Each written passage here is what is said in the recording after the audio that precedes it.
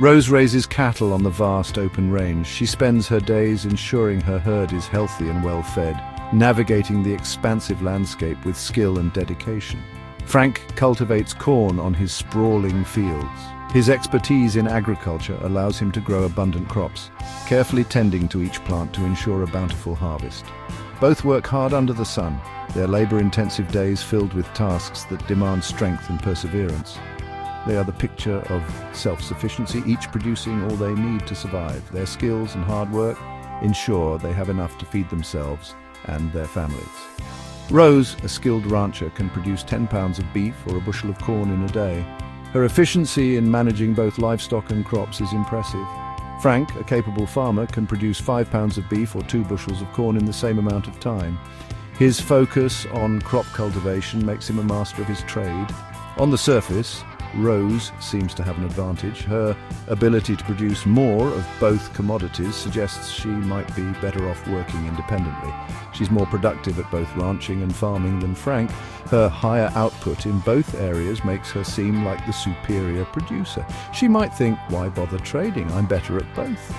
But this is a common misconception that overlooks the benefits of specialization. This is where the concept of comparative advantage comes in, which lies at the heart of why trade makes everyone richer. By focusing on what they do best, both Rose and Frank can benefit from each other's strengths. Imagine Rose and Frank only produce for themselves. They each have to manage both cattle herding and corn farming, splitting their time and energy between these two demanding tasks. Rose, needing both beef and corn, might spend half her time on each activity. This means she has to juggle the responsibilities of both, which can be quite exhausting and inefficient. This would yield 5 pounds of beef and half a bushel of corn. It's a modest amount, reflecting the divided attention and effort. Frank, doing the same, would produce 2.5 pounds of beef and a bushel of corn. His output is similarly limited by the need to switch between tasks. Combined, they'd have 7.5 pounds of beef and 1.5 bushels of corn. This is their total production without any specialization. Now, let's introduce specialization. If Rose focuses solely on raising cattle, she produces 10 pounds of beef. By dedicating all her time and resources to one task, she becomes much more efficient. If Frank concentrates on farming, he produces 2 bushels of corn. Specializing allows him to master his craft and significantly increase his output. By specializing, their combined output increases to 10 pounds of beef and 2 bushels of corn. This is a substantial improvement over their previous combined efforts. Specialization allows them to produce more with the same resources, leading to greater efficiency and productivity. This principle can be applied to various fields, demonstrating the power of focused effort. While Rose is better at producing both goods, absolute advantage, Frank has a comparative advantage in corn production. This means he produces corn at a lower opportunity cost than Rose.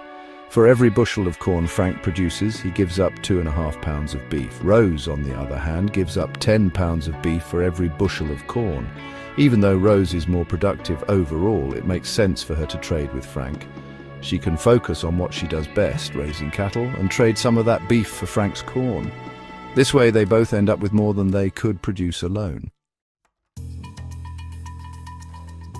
This simple story illustrates a powerful truth. Trade, guided by comparative advantage, benefits everyone involved. It's a fundamental principle that underpins the global economy. It allows individuals, businesses, and even nations to specialize in what they do best and trade for the rest. This specialization leads to more efficient production and innovation. This leads to increased productivity, greater output, and a higher standard of living for all. The ripple effects of trade can be seen in every aspect of our lives. Think of Tom Brady mowing his lawn. While he might be the best quarterback and even the best lawnmower in his neighborhood, his true value lies elsewhere. He might be the best quarterback and even the best lawnmower in his neighborhood. However, his time is better spent practicing football and letting someone else mow his lawn. This way, he can maximize his contribution to his team and fans. However, his time is better spent practicing football and letting someone else mow his lawn. This is a perfect example of how comparative advantage works on an individual level. This is comparative advantage in action. It's a principle that can be applied to various scenarios, from personal decisions to international trade policies.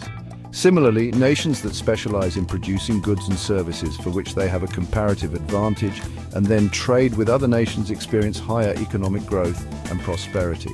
This interconnectedness fosters global cooperation and mutual benefit. Trade is not a zero-sum game, it's a rising tide that lifts all boats. By embracing comparative advantage, we can create a more prosperous and interconnected world for everyone.